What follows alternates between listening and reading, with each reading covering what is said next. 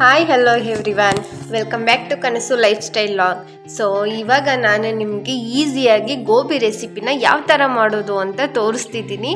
Just ಈಸಿಯಾಗಿ ಮನೇಲಿರೋ ಐಟಮ್ಸ್ನ ಬಳಸ್ಕೊಂಡು ಯಾವ ಥರ ಗೋಬಿ ಥರನೇ ಟೇಸ್ಟ್ ಬರೋ ಅಂತ ಮನೇಲೇ ಮಾಡ್ಕೊಂಡು ತಿನ್ಬೋದು ಅಂತ ಹೇಳ್ತಿದ್ದೀನಿ. ಒಂದೊಮ್ಮೆ ಟ್ರೈ ಮಾಡಿ ನೋಡಿ ಆಯಿತಾ. ಯಾರಿಗೆಲ್ಲ ಈ ವಿಡಿಯೋ ಇಷ್ಟ ಆಗುತ್ತೆ ಪ್ಲೀಸ್ ಲೈಕ್ ಮಾಡಿ, ಶೇರ್ ಮಾಡಿ, ಕಮೆಂಟ್ ಮಾಡಿ. ಮತ್ತು ಹೊಸ್ದಾಗಿ ಯಾರು ನನ್ನ ಚಾನಲ್ ನೋಡ್ತಿದ್ರೆ ಪ್ಲೀಸ್ ಸಬ್ಸ್ಕ್ರೈಬ್ ಮಾಡಿ ವಿಡಿಯೋನ ನೋಡಿ. ಸೊ ಬನ್ನಿ ವಿಡಿಯೋನ ಸ್ಟಾರ್ಟ್ ಮಾಡೋಣ. ಇವಾಗ ಈರುಳ್ಳಿನ ಸಣ್ಣದಾಗಿ ಹಚ್ಚಿಟ್ಕೊಳ್ಳಿ, ಅಂದರೆ ಸ್ಲೈಸಾಗಿ ಬರುತ್ತಲ್ಲ ಆ ಥರ ಹಚ್ಚಿಟ್ಕೊಳ್ಳಿ. ಮತ್ತು ಒಂದು ಸ್ವಲ್ಪ ಸೈಡಲ್ಲೂ ಎತ್ತಿಟ್ಕೊಳ್ಳಿ, ಒಗ್ಗರಣೆ ಕೊಡೋದಕ್ಕೆ ಬೇಕಾಗುತ್ತೆ. ಮತ್ತು ಒಂದು 2 ಟೇಬಲ್ ಸ್ಪೂನ್ ಅಷ್ಟು ಅಕ್ಕಿ ಹಿಟ್ಟನ್ನ ಯೂಸ್ ಮಾಡಿ. ಅಕ್ಕಿ ಹಿಟ್ಟಿಲ್ಲ ಅಂತಂದರೆ ಕಾರ್ನ್ಫ್ಲೋರ್ ಕೂಡ ಯೂಸ್ ಮಾಡ್ಕೋಬಹುದು. ಮತ್ತು 2 ಟೇಬಲ್ ಸ್ಪೂನ್ ಅಷ್ಟು ಮೈದಾ ಹಸಿಟ್ಟನ್ನ ಆ್ಯಡ್ ಮಾಡ್ಕೊಳ್ಳಿ. ಸ್ವಲ್ಪ ಫಸ್ಟು ಒಂದು 2 ಟೇಬಲ್ ಸ್ಪೂನ್ ಅಷ್ಟು ಆ್ಯಡ್ ಮಾಡ್ಕೊಳ್ಳಿ. ಆಮೇಲೆ ಬೇಕು ಅಂದರೆ ಇನ್ನೊಂದು ಸ್ವಲ್ಪ ಎಕ್ಸ್ಟ್ರಾ ಆ್ಯಡ್ ಮಾಡ್ಬೋದು. ಒಂದು ರುಚಿಗೆ ತಕ್ಕಷ್ಟು ಉಪ್ಪು ಹಾಕ್ಕೊಳ್ಳಿ. ಮತ್ತು ಚಿಲ್ಲಿ ಪೌಡರ್, ಗರಂ ಮಸಾಲ ಅದನ್ನು ಸ್ವಲ್ಪ ಹಾಕ್ಕೊಂಡು ಕೈಯಲ್ಲೇ ಅದನ್ನ ಚೆನ್ನಾಗಿ ಮಿಕ್ಸ್ ಮಾಡಿ. ಈರುಳ್ಳಿಲೇನೆ ಸ್ವಲ್ಪ ನೀರಿನಂಶ ಇರುತ್ತೆ ಅಲ್ವಾ, ಸೊ ಹಂಗಾಗಿ ಸ್ವಲ್ಪ ಕೈಯಲ್ಲೇ ಮಿಕ್ಸ್ ಮಾಡ್ಕೊಳ್ಳಿ.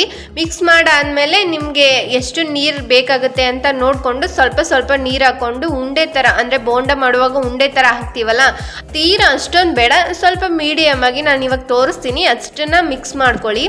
ಮಿಕ್ಸ್ ಮಾಡಾದ್ಮೇಲೆ ಅದೇನಾದರೂ ಸ್ವಲ್ಪ ಇಟ್ಟು ಅಷ್ಟೊಂದು ಅಡ್ಜಸ್ಟ್ ಆಗಿಲ್ಲ ಈರುಳ್ಳಿ ಜೊತೆಗೆ ಅಂತಂದರೆ ಇನ್ನೊಂದು ಸ್ವಲ್ಪ ಮೈದಾ ಹಸಿಟ್ಟನ್ನ ಹಾಕ್ಕೊಳ್ಳಿ. ಮೈದಾ ಹಸಿಟ್ಟು ಹಾಕೋದ್ರಿಂದ ಏನೂ ಪ್ರಾಬ್ಲಮ್ ಇಲ್ಲ, ಅಂದರೆ ಸ್ವಲ್ಪ ಚೆನ್ನಾಗಿ ಬರುತ್ತೆ ಅಂತ ಅಷ್ಟೇ. ನೀವು ನೋಡ್ಕೊಂಡು ಹಾಕ್ಕೊಳ್ಳಿ. ಮೈದಾ ಹಸಿಟ್ಟನ್ನ 1 ಟೇಬಲ್ ಸ್ಪೂನ್ ಅಷ್ಟು ಹಾಕ್ಕೊಂಡ್ರೆ ಸಾಕಾಗುತ್ತೆ. ನಾನು ಅಷ್ಟೇ ಹಾಕ್ಕೊಂಡಿರೋದು.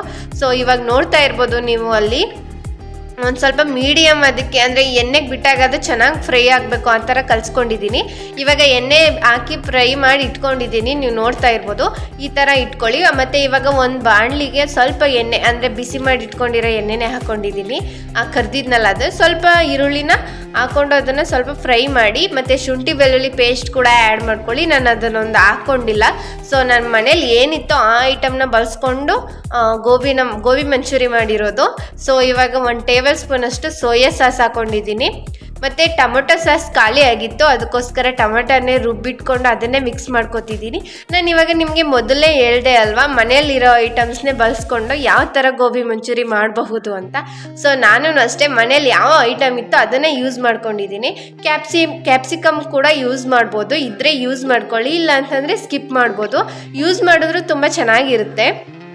ಇವಾಗ ಒಂದು ಸ್ವಲ್ಪ ಗರಂ ಮಸಾಲ, ಧನಿಯಾ ಪುಡಿ, ಚಿಲ್ಲಿ ಪೌಡರ್ ಎಲ್ಲನೂ ಹಾಕ್ಕೊಂಡು ಮಿಕ್ಸ್ ಮಾಡ್ಕೊತಿದ್ದೀನಿ. ಆವಾಗಲೇ ನಾವು ಕರಿಬೇಕಾದ್ರೆ ಸ್ವಲ್ಪ ಉಪ್ಪು ಹಾಕ್ಕೊಂಡಿದ್ವಿ ಅಲ್ವಾ, ಇವಾಗ ನೋಡ್ಕೊಂಡು ಉಪ್ಪು ಹಾಕ್ಕೊಳ್ಳಿ.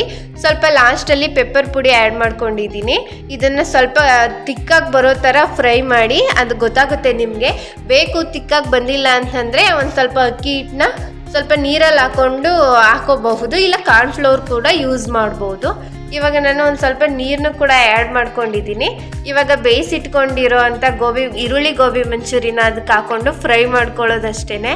ಈ ಥರ ಚೆನ್ನಾಗಿ ಫ್ರೈ ಆದಮೇಲೆ ಸ್ವಲ್ಪ ಮೇಲ್ಗಡೆ ಈರುಳ್ಳಿ ಮತ್ತು ಕೊತ್ತಂಬರಿ ಸೊಪ್ಪನ್ನ ಹಾಕ್ಕೊಂಡ್ರೆ ರುಚಿಕರವಾಗಿರುವಂತಹ ಈರುಳ್ಳಿ ಗೋಬಿ ಮಂಚೂರಿ ರೆಡಿ ಆಗುತ್ತೆ. ಸೊ ಸೂಪರಾಗಿತ್ತು ಟೇಸ್ಟ್ ಮಾತ್ರ.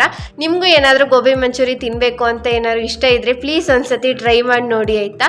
ಈ ರೆಸಿಪಿ ಏನಾದರೂ ನಿಮ್ಗೆ ಇಷ್ಟ ಆದರೆ ಪ್ಲೀಸ್ ಲೈಕ್ ಮಾಡಿ, ಶೇರ್ ಮಾಡಿ, ಕಮೆಂಟ್ ಮಾಡಿ ಆಯಿತಾ. ಯಾರೆಲ್ಲ ನನ್ನ ಚಾನಲ್ ಹೊಸ್ದಾಗಿ ನೋಡ್ತಿದ್ದೀರಾ ಪ್ಲೀಸ್ ಸಬ್ಸ್ಕ್ರೈಬ್ ಮಾಡ್ಕೊಂಡು ವಿಡಿಯೋ ನೋಡಿ. Thanks for watching my video. ಸಿಗ್ತೀನಿ ನೆಕ್ಸ್ಟ್ ವಿಡಿಯೋದಲ್ಲಿ. ಟೇಕ್ ಕೇರ್, ಬಾಯ್ ಬಾಯ್.